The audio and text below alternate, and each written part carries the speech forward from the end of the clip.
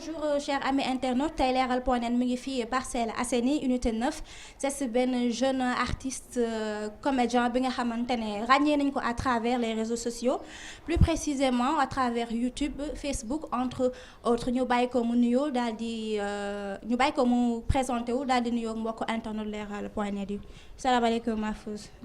Maaleykum salaam bonjour bonsoir bref salaamaaleykum à toutes et à tous surtout à l'équipe de Leral.net donc c'est une grande fierté un honneur ma ñëw ngeen ñëw xam nga rek seet si ma pour ma répondre leen seen question et tout. ok d'accord comme ni ma ko waxee léegi Mahfouz nit ñu bëri ñu ngi la ràññee à travers réseaux sociaux yi ñu dippee la Mahfouz l'homme des vidéos pourquoi l'homme des vidéos.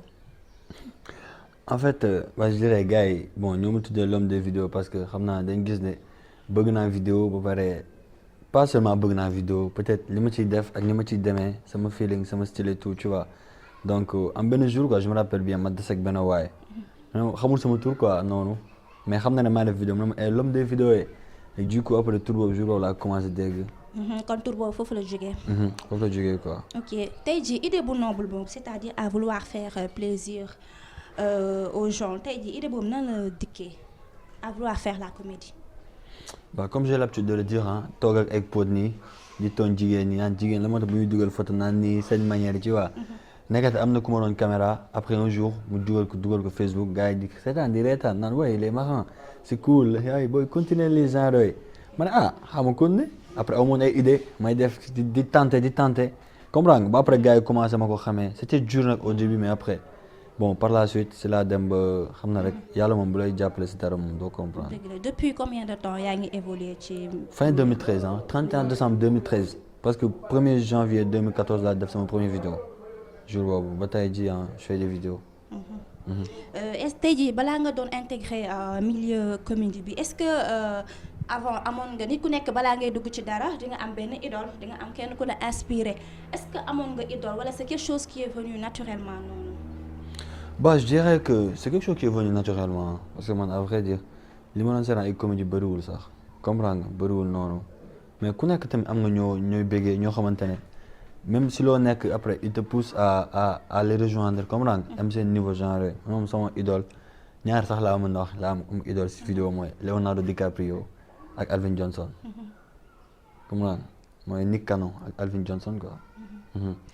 Aujourd'hui comme ni ma ko waxee ni ma ko énuméré ci début bi ñëpp bu ñu la xamee c'est à travers l'internet moo tax ñu xam la plus précisément comme ni ma ko waxee woon YouTube Facebook de manière brève tey jii est-ce que mën nga ñëwaat ci sa première publication bi nga njëkkee dugal vidéo ban sentiment nga amoon est-ce que bi nga dugalee vidéo bi est-ce que ci too woon xool ndax dina am ampleur wala dara ban sentiment nga amoon sa première publication. Bon, tiitoon naa quoi parce que au début il y avait des bons commentaires aussi quoi. lu ma ko dugalee amoon na ñu doon apprécier naan nice c'est cool.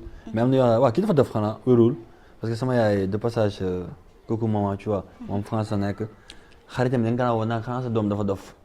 comprendre parce que gis nga li muy def parce que man dama doon jouer rôle bi carrément quoi je me mettais dans la peau de l'acteur dama sol greffage def sër xam nga rek jouer rôle lu jigéen et tout léegi sénégalais au début tàmmuñu woon loolu. léegi bu ñu ko naan gis dañ naan kii est-ce que wér na kii dafa dof kii est-ce que waaye yenn wax daal comprendre nga léegi mu doonoon lu métti nag mais man ak sama gars yi on a surmonté ça ba tey jii ñooñu doon wax lii du fu góor lii doxul te ñoo ñëw di ma encourager tout tu vois donc sant yàlla rek daal. ok kon mën nañu wax ne que internet bi tey jii tribune la porte la ci yow parce que ñu bari foofu nañ la xamee. waaw macha allah man moom xam naa bu internet amul woon moom. du baax ci man quoi parce que tey fu ma toll moom tollaguma fenn quoi damay ut amaguma maa ngi si suuf maa ngi raam daal comprendre nga maa ngi sant yàlla nag mais tey lépp lu ma am ak fépp connaissance mu am clip ma bokk pub lépp lu ma mënti def rek télé moo dem interview c'est grâce à internet. ok léegi parlez-nous un peu du choix de vos concepts parce que gis nañ ne que ay concepts yu pertinent ngay indi.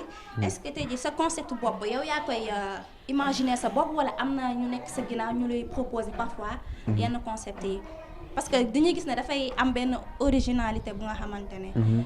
voilà. ok bon au début on faisait juste on improvisait ñu naan booy kan def lii parce que ku nekk day am benn vécu boo xam da nga koy bëgg a relater wu expliquer nit ñi mais actuellement fi ñu toll nii quoi vu que maintenant on encourage beaucoup de jeunes à faire des vidéos comme nous donc léegi lépp lu ñuy def dañ koy travailler en équipe kii day indi lii kii indi lii kii indi lii kii indi ñu toog ñu travailler ko ñu ne bon Mahfouz comme yaay def vidéo est-ce que sentir nga lii wala Mahfouz comme yaay lii après ñu travailler ko ba am si fin total fin bu rafet fin boo xamante ne c'est bel et bien très nice et tout ça après ñu def ko vidéo ñu door ko mën a génnee pour gars yi gis ko.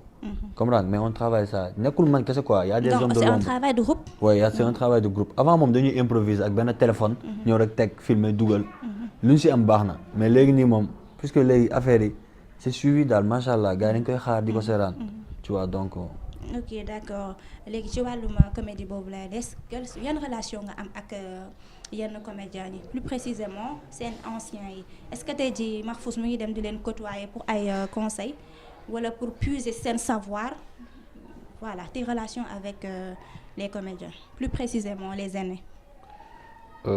Bon j'ai de très bonnes relations ak comédiens yi su mel ni Bass Diakhaté tase nañ fenn Douta Seck ma encouragé ko ne ko man dama la yàgg suivre quoi ak kii Kader Piscine ko woon moom daf ma woo téléphone sax félicité ma ne ma c'est une très belle initiative et tout góorgóorlu rek amal respect et tout ça tu vois Saner on s'est une fois vu comprendre nga mais bon xam naa peut-être dafa yàkkamtoon wala ma lii on n'a pas eu le temps de parler mais nee na nice et tout comprendre nga léegi bon en tout cas ñu ñëpp jàmm lañ am quoi certes on a trouvé que dafa am benn comédie bu fi nekkoon mënuñu ko jëlee parce que loolu moo ñu may doole comédie boobu respect à eux surtout Makhoury Diagué yàlla na ko yàlla yërëm man dama bëgg pas boobu comprendre nga yàlla na ko yàlla yërëm et tout ça ñoom Baye Pël et tout ça c'est des gens yoo xam ñooñu tey lépp lu ñu am rek ñoom ñooñu ko may mais ñun tamit on est dañu jàng quoi dañu nekk certes dañuy def comédie nii mais on dénonce de façon intellectuelle boo seetaan suñu vidéo yi lu si bëri soit français la ñuy wax soit boo ko seetaan da nga naan kii comprends nga tu te dis ñii am na benn affaire boo xamante ne dañuy bëgg a dénoncer man bëgguma def vidéo boo xam ne du ma ci yar wala du ma ci dénoncer bëgguma ko comprends nga en fait c'est ça quoi. ok voilà ci comédie boobu ba tey Mahfouz est-ce que tey jii mës nga def benn publication boo xamante ni jot nga si ay commentaires yoo nga xamante ay comment dirais-je critiqué nañ la ci. wala wax nañ la ah Mahfouz. vidéo bi c'était trop.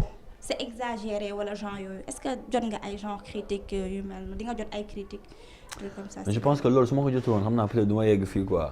en fait genre critique yooyu ñoo gën a tax ne avancer parce que man dama ne nit koo xamante ne yow année bi boo ma critiqué année bii ñëw da nga may encourager.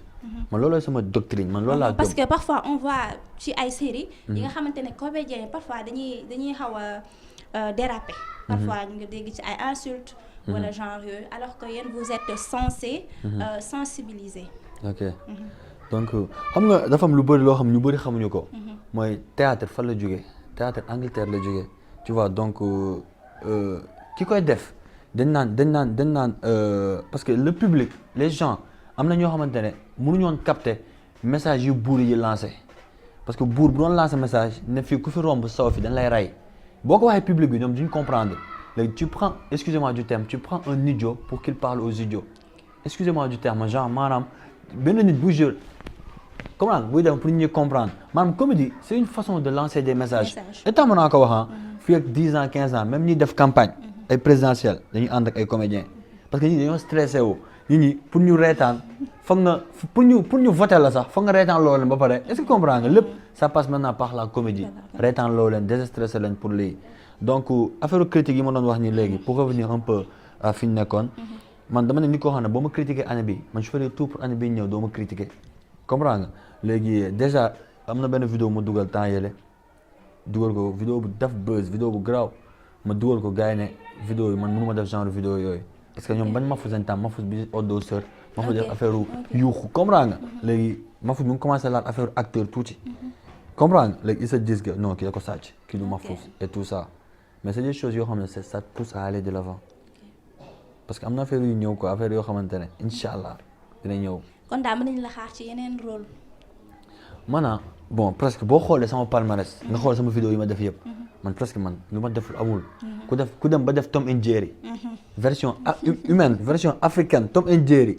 Jerry ak muus di daxante ay daaneel ay bëñ ak yooyu comprendre nga def ko waa TV5 ñëw interview si loolu rafetlu ko est-ce que xam nga ne wax donc je pense que loolu moo gën a métti lépp loo gis. ñun daal yàlla nañu yàlla may soutien wu nit ñi comme yéen ni ngeen def nii rek di ñëw jël ñu interview ñu mën di wax. parce que ñun ay nitu internet lañ quoi. Ok. Voilà, restons toujours sur la comédie, mais cette fois-ci, la nouvelle génération.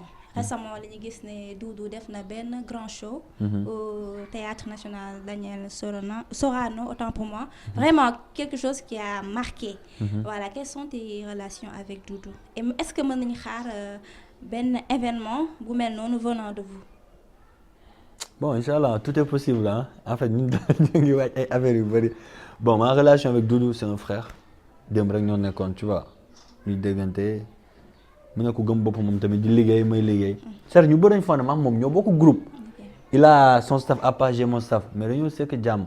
dañuy def concurrence mais saine concurrence bu saine la ñuy def. maanaam ku si nekk da nga bëgg lu baax ku si nekk da nga bëggal sa bopp lu baax ku si nekk da nga bëgg yëkkati Sénégal yëkkati fu ñu tuddee Sénégal comédien rek ñu tudd la si. maam moom jàmm lañu sekk quoi tu vois parfois nga dégg gars yi naan ñii dañoo am problème ñii dañoo lii mais man ak moom jàmm lañ sekk te ku ma magam laa maa ko mag quoi benn at xaw ma genre ku ma déggal la tamit bu defee loo xamante ne waru ko def dama koy woo su ma defee lu ma war a def may woo comprends nga ñoo ngi si jàmm daal on va très bien pour événement Sorano bi man dama si kontaan quoi parce que ñu bëri ñu ngi doon wax booy mënuñu def lii dañ foog ne ñun ay public virtuel lañ am maanaam lépp ci net bi lay am comme xam parfois nga def benn publication ne demain je vais faire une rencontre kan mooy ñëw parce que moom sax waxoon na ko nee na yaakaaru woon sax ne que monde bu mel noonu dina ko wuy si il était surpris ouais tu vois donc c'est juste pour dire les gens ils pensent qu'on a un public virtuel boo nee qui va venir demain chez moi nga am 3000 j'aime jour yi 4 personnes ngay gis mais jour boobu démb keroog Sorano le 1er avril yàlla baax na en tout cas kontaan naa si quoi kontaan naa si bu baax. est-ce que tey jii kon mën nañu xaar benn duo entre Mahfouz et Doudou. vidéo wala événement. duo des vidéos. pourquoi pas. waaw parce que man ak moom yàgg nañ def ay vidéo am na ay vidéo yu bëri sax mais dugal guñ ko tu vois genre parfois day baax comme ni ma ko waxee keroog rek ngeen toog gars yi namm leen tuuti après ngeen ñëwaat boum est-ce que ma la wax genre yooyu. est-ce que Mahfouz tey yow mos nañ la gis nga génn benn série à la télé. série à la télé. bon ma feeñ si wala ma. voilà nga joué si benn rôle. non pas encore ah. est-ce que tey jii kon pare nga kenn bu bëggoon def collaboration ak yow pour benn série est-ce que tu es prêt. waaw comme yow comme nit ñi internet lañ la xamee la plupart. ouais mais man képp ku mën a ñëw dama naan ko du ma bàyyi internet tamit ah. parce que lépp lu ma am rek yàlla. fa la dooree quoi tu vois donc on a pas mal de propositions pour faire série yooyu mais toujours tamit artiste da ngay sóoraale loo xamante ne moo la arrangé xam nga tey bu ñu la xamee mbapat nga xëy tey nga ne da ngay taekwondo est-ce que ma lay wax waxoo avisé woo gars yi waxoo ko loolu mën na la indil ay loraange xaw ma nan la ngay waxee sax tu vois donc lépp lu ñu am ñun dañuy wax ak suñu public ba pare ci Facebook bi internet bi parce que ñun ñoom lañ fi nekkal daal après bien sûr bëgg naa dem si série et tout ça donc mais je dis toujours bu jotee rek lu jot yomb daal. ok voilà nit ku nekk bu nekkee ci dara yàgg si ça veut dire que loolu daf ko apporter dara. tey jii comédie bi yan bienfait la apporter parce que tey jii nit ñi nekk nañu dara ci pour xaalis ñeneen ci pour nit yu ñu am. comédie lan la apporter yan bienfait la apporter. comédie moom li ma apporter bëri na trop la macha allah quoi je suis très riche sax laay wax je suis très riche pas si côté xaalis quoi mais.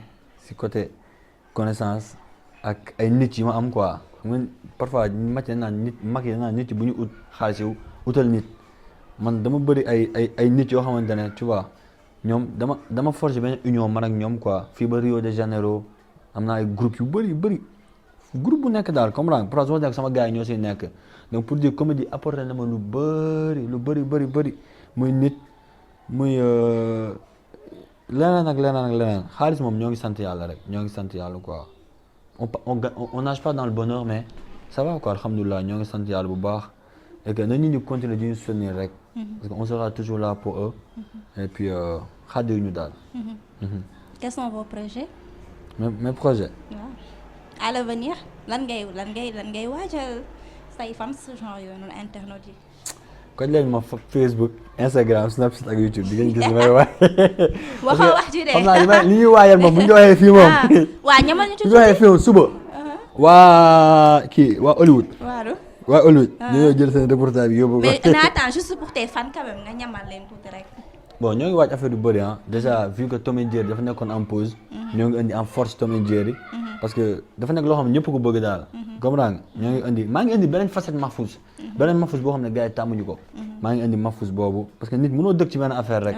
comprendre nga comédie moom du dañ ci man mais dinañ indi yenn affaire yu bees affaire yoo xamante ne comprendre nga gars yi xamee ñu ko woon si ñun. et on va faire parler le public. ok maintenant nag j'ai une question personnelle man maa la koy laaj sama bopp. baalu question amour. déedéet seen choix yi ngeen di def nit ñi ngeen di jël pour ñuy génn seen choix bi nan lay demee. choix vidéo yi. casting lay doon wala ay connaissance la wala. bon parfois ñu def casting parfois mais pas casting yu mag. casting privé ay Snapchat wala genre yooyu. ñu soxlaa gel bu njool pas gel bu gàtt pas gel bu njool. ñu soxlaa couche sax couche. parfois dañuy def keroog mooy casting bi ñu doon def fii nii couche ñaari couche yi ñu si jël yooyu. Snapchat lañ fekk comprendre nga jël leen recruter leen ñu nekk ñu bëgg liggéey tamit. parce que xam nga rek boo amee ay contact moom boo amee nit doo manqué dara parfois nga def benn rôle boo xam ne maçon ngay soxla. doo jël caméraman bi andi ko teg ko fa. donc c'est des rôles adéquats yoo xamante ne nit ñi ko mën ñoo koy def et tout ça. comment ça se fait tey jii góor wala yow sax laay wax ngeen déguisé wu nekk jigéen. di jouer yenn kii loolu nekkul dérangé wu leen benn yoon xalaatoo leen ne ah tey jii de vidéo bi bu ñu ko publier ñii kat daañu taxé de lii wala de lii est-ce que c'est une chose facile pour vous. maag sama doom wàcc mbaam man may tette mbaam nit ñi ñaan lan maag sama doom yéeg si mbaam nit ñi est-ce que comprends nga maanaam gis nga su ma solee chemise bu weex taal romb nit ñi moom benn tache bu ndaw ñu ne kii mënoon naa fóot chemise bi su ma solee tout blanc si kaw ba suuf ñu ne mënoon na ko kase beneen couleur dafa fës maanaam nit ñi loo def ñu wax est-ce que ma ne wax donc man li may def nii di jouer rôle jigéen dama am ay rakk dama am ay frère dama am yaay papa yu nekk si internet bi mais loolu la ñu oowee amour ak volonté bu dee da nga am loolu si li ngay def nga am ci respect yàlla jàppale la dëgg nit ñi jàppale la dara du la téye mais ak respect quoi comprends dara du la téye parce que bu da ngay complexé moom naan su ma defee li gars yi est-ce que dañuy wax li gars yi dañuy wax loolu doo dem. parfois est-ce que yaa ngi jël am temps pour tes fans c'est-à-dire pourquoi pas est-ce que Mahfouz et ses fans may tuuti temps tes fans c'est-à-dire pourquoi pas dem di leen gis may la chance. ngeen gisante genre comment je peux l'expliquer benn genre. rencontre okay. Voilà. genre xam nga boo seetlee man depuis loolu ooteeguma rencontre man. ci sama bu ma commencé vidéo ooteeguma rencontre. ou bien kenn gis la ci mbedd bi Mahfouz est-ce que tu lui donnes un peu de temps de toi. waaw man bàyyi faa laa de. barki yàlla loolu moom ñëpp ma ko seedeel fan si may tasal yëpp man da nga may naan Mahfouz nga bëgg ñëw man maa lay fekk si ba fi nga nekk ne la bàyyi affaire bi mu ngi neex yaa ngi partagé et tout ça comprends nga parfois damay def exprès doxantu ba joor wala doxantu ba yëngu leen damay dox rek takk sama casque di déglu nànk pour xool nit ñi ndax ñu ngi may xam en fait pour natt sama bopp daal ndax ñu ngi may bàyyi xel léegi ku ñëw man dama toog waxtaan ak yow tuuti même bu dee 20 secondes maa mën nañ photo amul problème yéen ñoom lañ fa nekkal ñoom ñoo tax tey ñu mel nii donc tu vois on est là pour les fans. D'accord kon léegi ñu egg suñu terme interview bi. bu leen egg si terme bi waaye ni nga ko ne waaye neex na trop. mais je rappelle aux internautes que aujourd'hui c'est son anniversaire n'est-ce pas voilà. ñun ñu ngi xaar gâteau bi. ok 45 ans. En dehors de la comédie que fait Mahfouz. Bon, Mahfouz était un étudiant, tu vois. Demoon ba jàng parce que troisième année troisième année après ma dem ba def choix quoi il faut toujours faire un choix munoo am lii ak lee ma def choix continuer samay vidéo bàyyi lu bëri comprendre mais ça va pas dama bàyyi jàng mais maa ngi évoluer si milieu boo xam maa ngi jàng milieu boo xam si laa nekk quoi xam munoo nekk maçon nekk menuisier di xëy di jàng menuisier xëy def maçon day metti genre yooyu étudiant en même temps Mahfouz c'est un footballeur Mahfouz c'est un lutteur Mahfouz c'est un boxeur. Mahfouz il est polyvalent. Exactement Mahfouz lépp la daal. D'accord voilà maintenant ñuy ñëw ci Mahfouz et les jeunes filles question bi nga doon bañ ma laaj la ko. Mahfouz est-ce que am nga ñaata copine nga am. man. Astou Rokhaya Khady Maïmouna Jules Miette Henriette. Non je ferais mieux de reformuler ma question. Mahfouz.